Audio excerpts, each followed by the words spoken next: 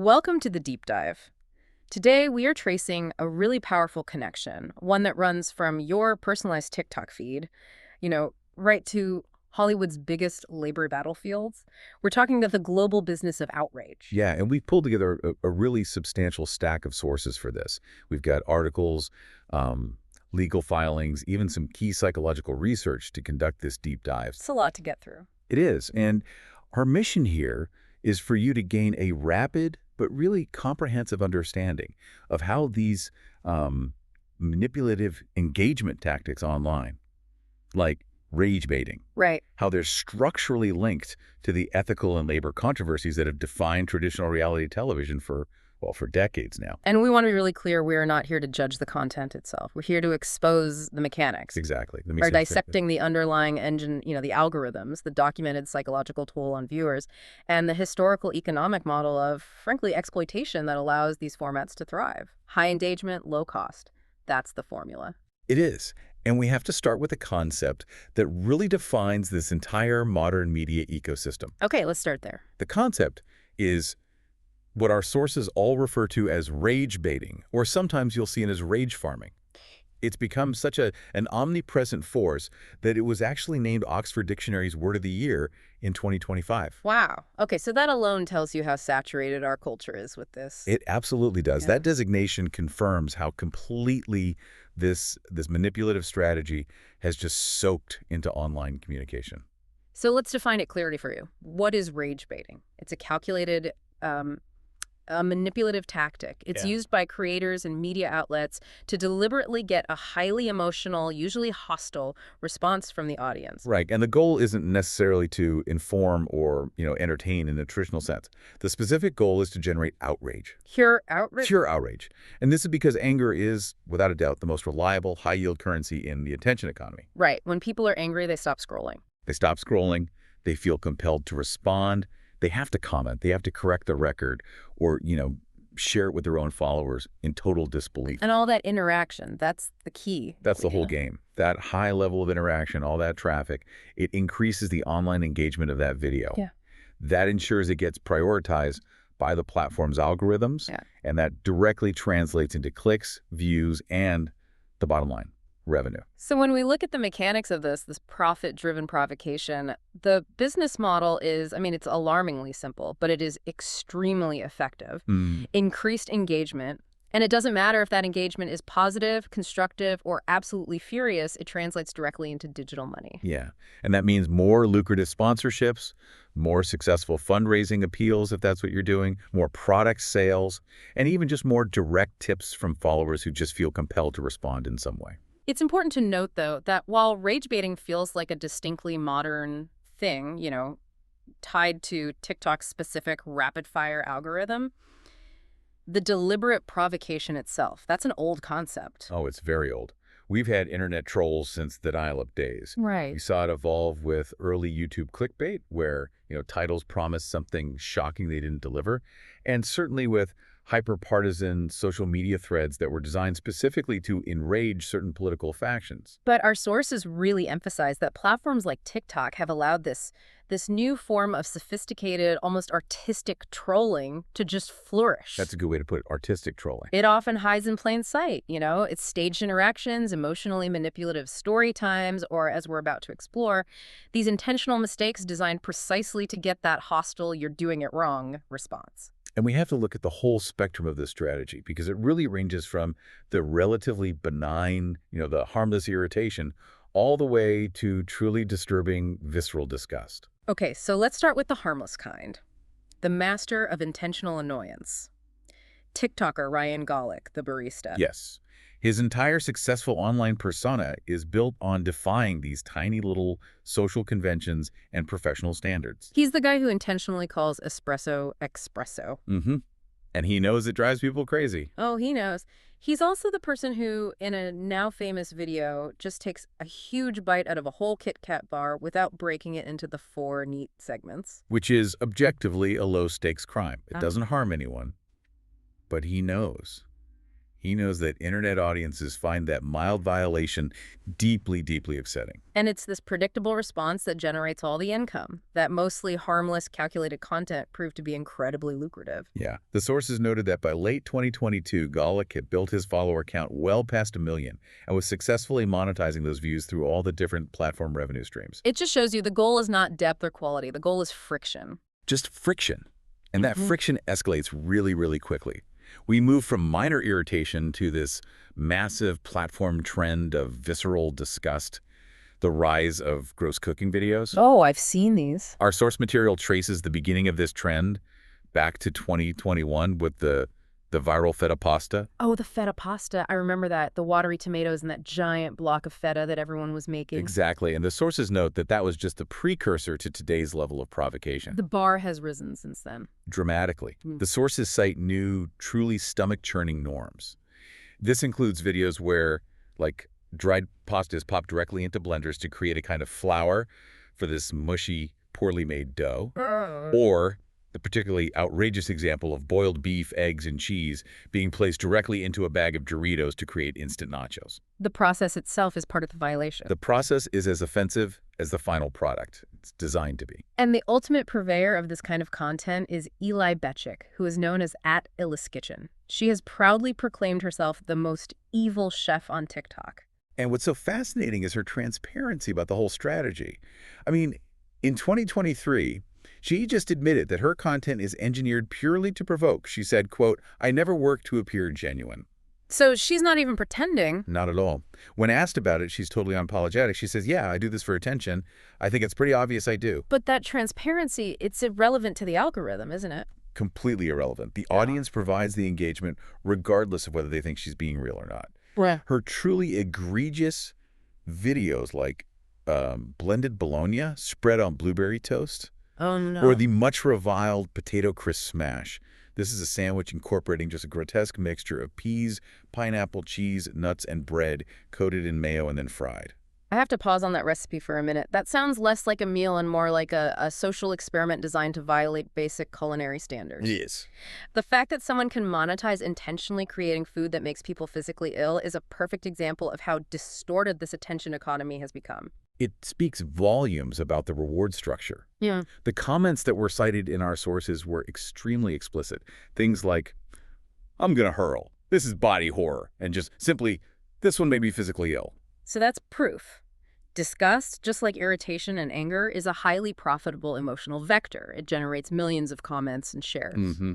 But beyond the gross-out content, rage baiting has another more subtle and, I would argue, more insidious form. Which is? Lifestyle baiting. Yeah. Where the inflammatory element is the portrayal of unrealistic, flawless perfection.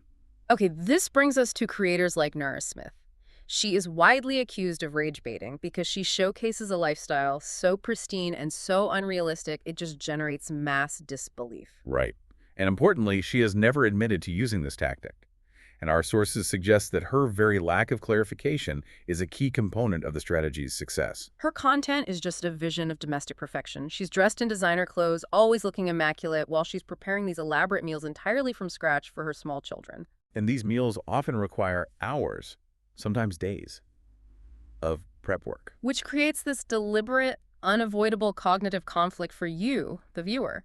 You know, logically that her kids aren't waiting 2 days for the sourdough to rise before they eat, but she doesn't clarify the reality behind the scenes. And that refusal to clarify is the core engine of her engagement. It is.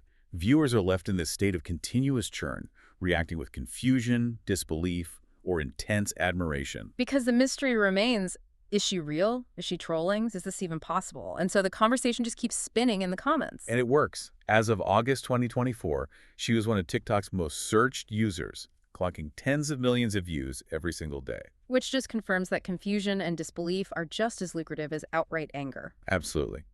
And this business pivot to manufactured controversy is a path that a lot of creators realize pretty quickly. Like Linda Zissou. She's an influencer in New York who started with, standard fashion and beauty vlogs. But around 2022, she realized that videos provoking controversy generated significantly more traffic and, of course, more revenue. So her content now focuses on these skits. Hmm. She confronts horrible waiters or rude influencers, often portraying a slightly entitled or confrontational character herself. This approach is specifically designed to polarize her comments section. It is. And the initial viral success wasn't even fully intentional. She posted a video where people in the background were whispering, and the audience just manufactured a story that they were gossiping about her.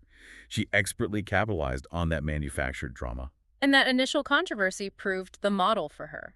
Less than 2 years later, she was averaging $10,000 to $15,000 in monthly revenue across her platforms. And while Zizou prefers to call her videos skits or satire, and she explicitly rejects the term rage bait, the strategy relies entirely on that controversial element to drive the income.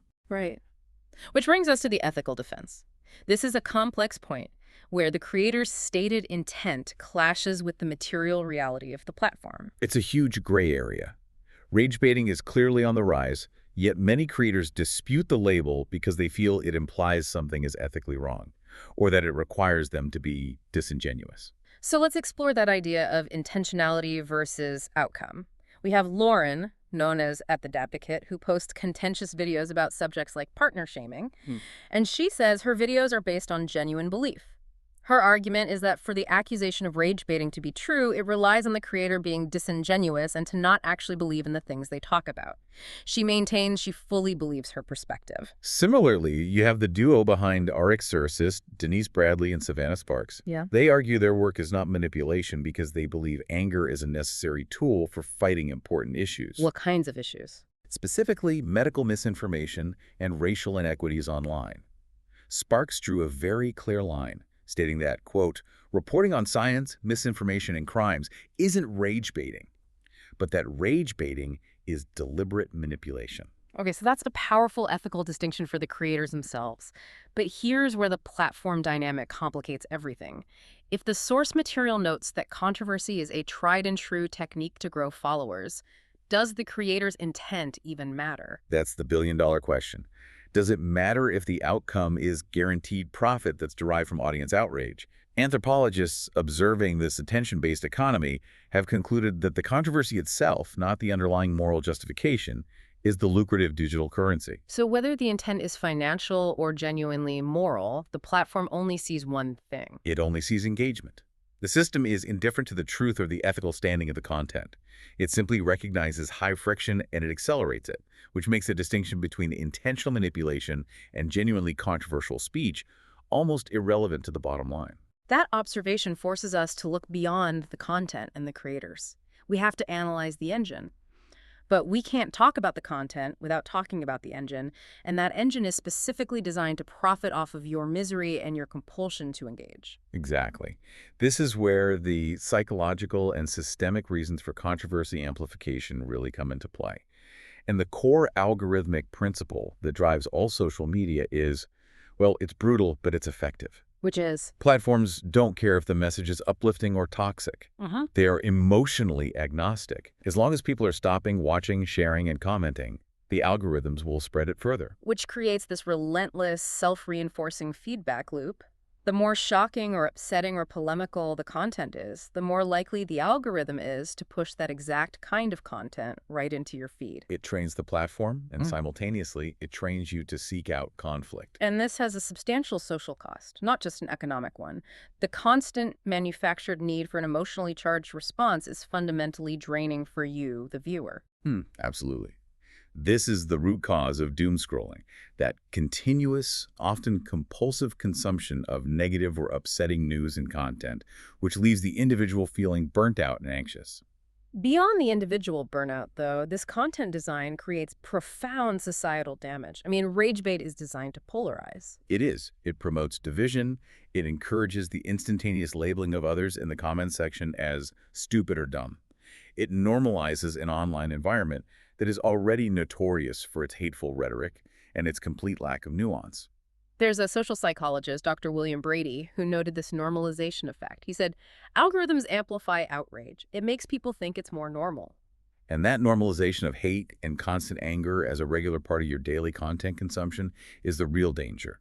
When those toxic reactions are constantly rewarded by the system, people start thinking those polarized, justified reactions are the appropriate response to every social friction point, both online and off. And the consequence of this normalization is a retreat. We see a rise in what's called social ignorance. Yeah, where more and more people actively choose to avoid news, social media, and even basic online communications entirely just to escape the intensity and the emotional cost of participation. So to understand the deeper cognitive and emotional toll of this constant exposure to conflict, whether it's legitimate or manufactured, we really need to turn to the formal research. We do. Our sources highlight a fascinating scientific analog, a study on desensitization to media violence, which provides a physiological and cognitive blueprint for what continuous rage consumption does to our brains. Okay, so this was a rigorous study. It involved 303 undergraduate participants, and it was designed to examine the links between habitual media violence exposure, aggressive thoughts, and then subsequent aggressive behavior in a lab setting. Right, and the results reveal that desensitization is operating on multiple distinct levels. Let's start with the autonomic level, the purely physical, involuntary reaction. Okay, so researchers measured physiological arousal using what's called skin conductance level, or SCL.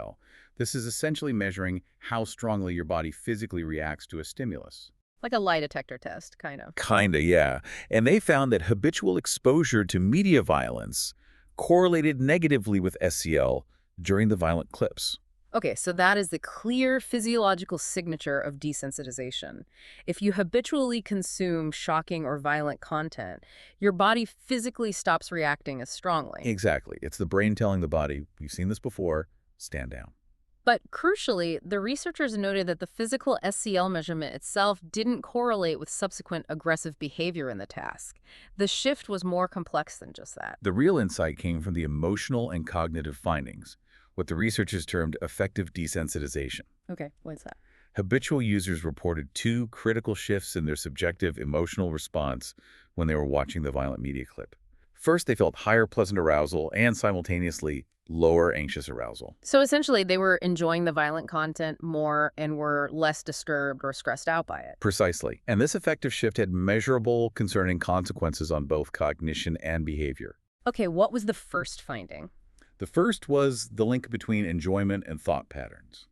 Higher pleasant arousal, meaning more enjoyment, when watching the violent clip was directly linked to faster accessibility of aggressive cognitions. So these subjects were quicker to recognize aggressive words in a later task. It shows a measurable change in their baseline thought processes. Yes, and the second finding is perhaps the most significant for understanding the behavioral impact. What's that one? Lower anxious arousal, so feeling less stress, less fear, or less discomfort, when viewing the violent clip was significantly linked to a greater readiness to engage in unprovoked aggressive responding in a competitive task with another participant. So less internal discomfort translated directly into a higher willingness to initiate aggression against others. Exactly.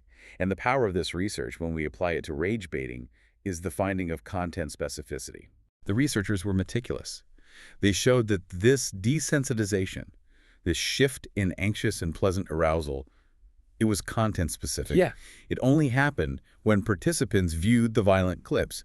It did not happen when they viewed sad or funny, emotionally arousing clips. So that's the mechanism that explains the business model. It confirms that the human emotional response adapts specifically to the nature of the provocative stimulus. Right, whether it's fictional violence on a screen or manufactured social confrontation in your comment thread, the constant rewarded exposure dulls our natural protective response. And we start deriving a perverse, pleasant arousal from viewing conflict, that train wreck enjoyment. And simultaneously become less anxious about aggression, which is precisely the emotional state that rage bait aims to capitalize on. That fascinating connection between algorithmically rewarded conflict and our enjoyment of that manufactured emotional peak, that brings us straight to the analog predecessor of rage baiting, reality television. This is a genre built entirely on spectacle, on voyeurism, and engineered high drama.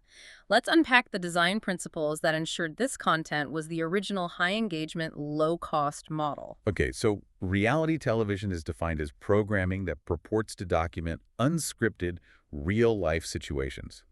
It often features non-professional actors, or as they're called, participants. Right. And the genre, as we know it today, achieved global commercial dominance in the late 1990s and early 2000s.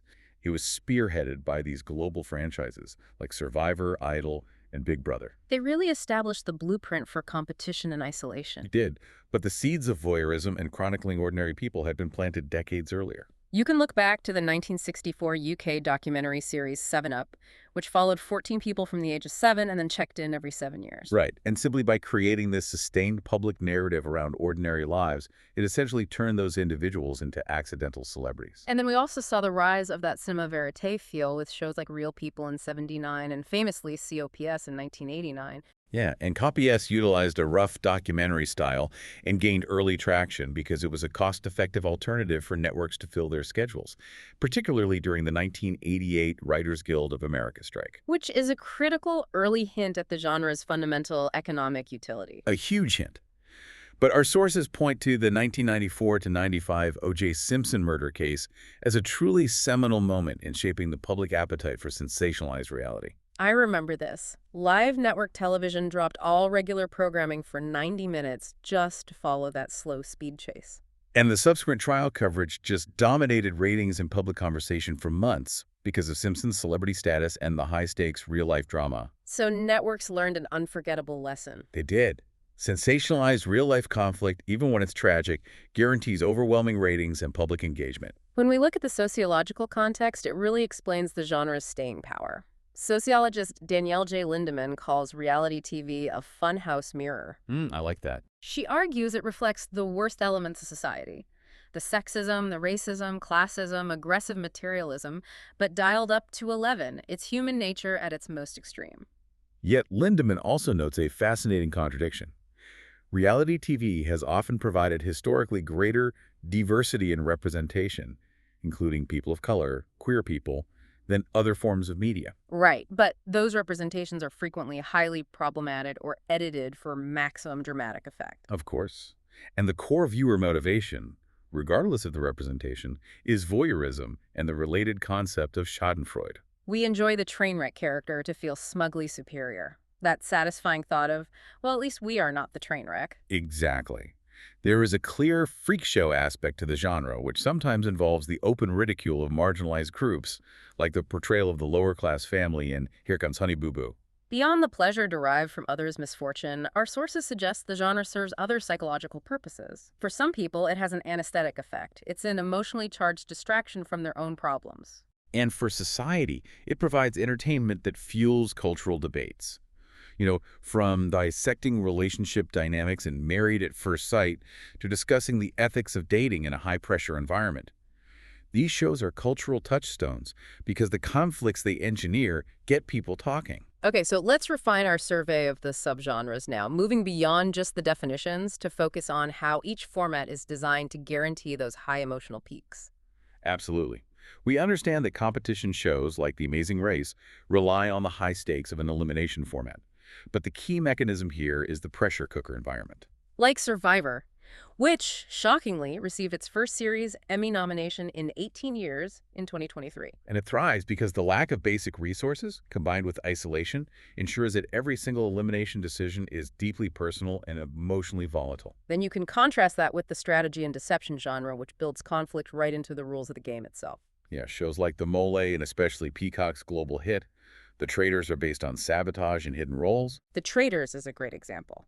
Set in a Scottish castle, hosted by Alan Cumming, it's basically engineered paranoia. It is. It requires the contestants to suspect everyone around them, which guarantees an exponential rise in emotional friction and suspicion. And that translates into powerful weekly cliffhangers and huge social media buzz. Then you have the relationship experiment genres, which are maybe the most successful at accelerating emotional volatility. For sure. These shows take constructed, high-stakes formats and they just compress them, ensuring drama. Love is Blind forces emotional commitment engagement before participants have even seen each other. Right, relying on isolation, the pods to accelerate both intimacy and emotional breakdown. And look at Married at First Sight, which bases its premise on expert matching of total strangers. It's a concept rooted in arranged marriages, but modernized for maximum risk. The dramatic success is undeniable, even if its actual relationship success rate is, well, it's dismal. It's hovering around 16% after 17 seasons. Because the success is rooted in the high possibility of disaster, which is the definition of engagement. It is worth noting, though, that not all engineered reality is designed for disaster. Netflix's Love on the Spectrum showcases the dating process for individuals on the autism spectrum in a much more positive, sensitive light. Right, and its success suggests that while manufactured confrontation is profitable, vulnerability and genuine connection can also drive engagement, though often on a smaller scale. Finally, we have the documentaries and docusoaps, which blur the lines entirely with scripted television. The Real Housewives franchise is the perfect example. It resembles scripted soap operas, focusing on manufactured shifting friendships and romantic relationships. And the production values, high-quality lighting and cameras, are deliberately used to make it look like expensive primetime television. That docusoap style really started to be refined with series like Laguna Beach in the mid-2000s, which openly mimicked the aesthetic and structure of primetime soaps like The OC. Yeah, it used slow pacing and voiceover narration instead of standard confessionals. It was aiming for the dramatic, almost scripted emotional texture. And this evolved directly into the celebrity fly-on-the-wall shows, like The Osbournes and the globally dominant Keeping Up with the Kardashians, which were often created explicitly to promote a celebrity brand or an upcoming project, transforming private lives into marketable narratives. Okay, so if we connect this genre's long, profitable history of spectacular drama to the broader economic picture, the persistent controversies surrounding reality TV are rooted in one fundamental fact. And what's that? It's a cost-saving model. It's designed to cut costs by sidestepping traditional union labor protections. This blurred line between an entertainment participant and an actual worker is the financial foundation of the entire genre. Before we dive into the economics of it, we have to acknowledge the severe human cost. Decades of criticism confirm that the genre has been rife with accusations of deception, including staging, coaching, and misleading editing. Even on massive franchises like The Bachelor or Keeping Up with the Kardashians, where scenes were explicitly known to be scripted, reshot, or heavily edited to create narrative arcs. Exactly. And the harm inflicted upon the participants is documented and often severe. Contestants have reported psychological and physical harm, extreme anxiety, and stress disorders stemming from their participation. And in the most tragic cases, several participants across different franchises have taken their own lives following intense online abuse generated by their television appearances. Right, which has led to increasing, though often insufficient, public pressure on networks to provide better duty of care. It's the Coliseum effect, just refined for the modern era. Trashy reality TV sets up contestants as modern-day gladiators, battling not for their lives, but for fleeting fame. And this spectacle fuels audience schadenfreude. It's a zero-cost labor model for the network in terms of paying wages and benefits, but it's a high-cost emotional toll for the participant. And tragically, the emotional toll, the breakdown, is often the exact point of the production. And this model has deep historical roots. The economic foundation for unscripted TV really cemented its dominance during the 2007-2008 Writers Guild of America strike. The WGA strike, right. With unionized writers off the job, networks needed cheap, non-union content to fill their schedules, and they leaned heavily on reality programming. And that moment established a persistent operational model. Reality production companies, the teams of producers, story editors, crew members, they often operate on these non-union, low-cost structures that demand punishing hours. Our sources detail production staff working brutally long days, sometimes 90 to 100 hours a week, for a flat weekly rate. And when you calculate the effective hourly wage based on those hours, it often falls shockingly low, far, far below standard industry rates. And this structural reliance on cheap, flexible labor is sustained because major studios and networks had historically preferred keeping these productions non-union. Right. It gives them maximum control over budgets and allows for the logistical flexibility they claim is necessary to capture real stories without having to adhere to strict union rules on overtime, rest, and safety. But that reliance on the blurred line between a participant who's just enjoying an experience and a worker who's providing labor, that is now facing its most significant legal challenge in history. Okay, this takes us to the monumental legal turning point surrounding the Netflix dating phenomenon, Love is Blind. A huge show. And in December 2024, the National Labor Relations Board, the NLRB, a federal agency, filed a formal complaint against the show's producers, Kinetic Content, and Delirium TV. And this followed allegations of unfair labor practices raised by former contestants, including Renee Poche and Nick Thompson. Right, and the core of the complaint is critical. The NLRB alleges that the producers intentionally misclassified cast members as independent contractors. Now, for you, the listener, this legal distinction is everything. An independent contractor is essentially a business entity hired for a specific job. They get no employee benefits, they're not subject to minimum wage laws, and they have enormous flexibility. Conversely, an employee is afforded a wide array of protections under federal law. By classifying participants as contractors, the producers deprives them of their fundamental Section 7 rights under the National Labor Relations Act. And those rights include the ability to engage in concerted activities, the right to discuss working conditions, advocate for better treatment, and, most powerfully, the right to form a union and bargain collectively. Furthermore, the contracts impose these coercive terms, like non-compete clauses and strict non-disclosure provisions that strictly prohibit participants from publicly discussing the conditions under which they worked. It essentially silenced them. It prevented them from collaborating to demand better treatment. It did. And if the contestants were to be legally recognized as employees, the impact on the industry would be seismic. How so? They would instantly gain access to crucial protections: federally mandated minimum wage, guaranteed overtime pay, adherence to workplace safety standards, and the ability to organize collectively with the backing of major entertainment unions. This is the financial model of reality TV crumbling in the face of labor law. Potentially, yes. But despite this legal pressure, the industry faces practical obstacles to unionizing unscripted television. Right, because the traditional unions, SAG-AFTRA, WGA, and the DGA, they were founded on scripted production workflows with clear job categories and set schedules. Exactly. And reality shows are a logistical nightmare for categorization. I mean, how do you apply a traditional union rulebook to a survival show, a dating competition, and a celebrity docusoap? And some showrunners express a genuine concern that imposing existing union rules could hamstring the spontaneity and logistical flexibility that they say is required for the genre. They argue that capturing authentic, real stories requires rapid, unpredictable changes that union rules might complicate, which of course is the argument used to defend the very flexibility that allows for exploitation. However, the unions are clearly adapting to the realities of digital media. We saw this with the massive approval of the 2025 SAG-AFTRA commercials contracts, Which passed with a sweeping 96.90% approval vote. And that contract specifically included resources for social media, showing that organized labor is proactively evolving to meet the fluid, flexible nature of modern digital content creation.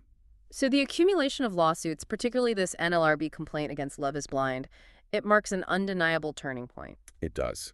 The industry's long-standing economic trade-off, cheap, high-drama production at the cost of worker protections, is rapidly becoming legally and socially unsustainable. So producers will face a binary choice. A binary choice. Either pay fairer wages and comply with labor standards or entirely restructure their formats and their budgets. The genre that built its empire by sidestepping union rules may truly become the next major frontier for labor reform in Hollywood. The participants, who are marketed to us as just real people having an experience, are being legally revealed for what they really are: employees whose emotional labor was leveraged for massive corporate profit. #tag outro. So what does this all mean? So we've tracked the entire life cycle of manufactured emotion today, from the smallest, most localized content friction point all the way to major network franchises. Yeah, we've seen how outrage begins as a cheap, effective engagement strategy called rage baiting that is then algorithmically rewarded and amplified. And this exact strategy is mirrored in the design of high-drama reality TV, and both are fundamentally supported by an economic structure that historically thrived by exploiting the labor of its subjects through strategic misclassification. So you are now equipped to view your social media feeds and your binge-watching choices with a far deeper, more critical understanding. In a world of information overload where content is explicitly engineered for maximum emotional friction, critical thinking is essential. It really is. The next time you feel that irresistible urge to comment on a video you know is intentionally wrong, just remember that you are feeding the machine, and that your most visceral emotional response is being directly leveraged for massive corporate profit. And that leads us to our final provocative thought for you to consider. Remember the desensitization study. Right. Greater pleasant arousal to fictional violence correlated directly with faster access to aggressive thoughts. So if the manufactured outrage and constant social conflict presented in reality TV, from disgusting cooking, fails to massive inevitable relationship breakdowns, if it's specifically designed to be pleasurable. What long-term, subtle cognitive effects might the constant consumption of this social confrontation be having on our daily expectations? Are we being primed to expect conflict rather than cooperation as the natural form of social interaction? And are we becoming less anxious about initiating that conflict ourselves? It's something worth mulling over the next time you hit play.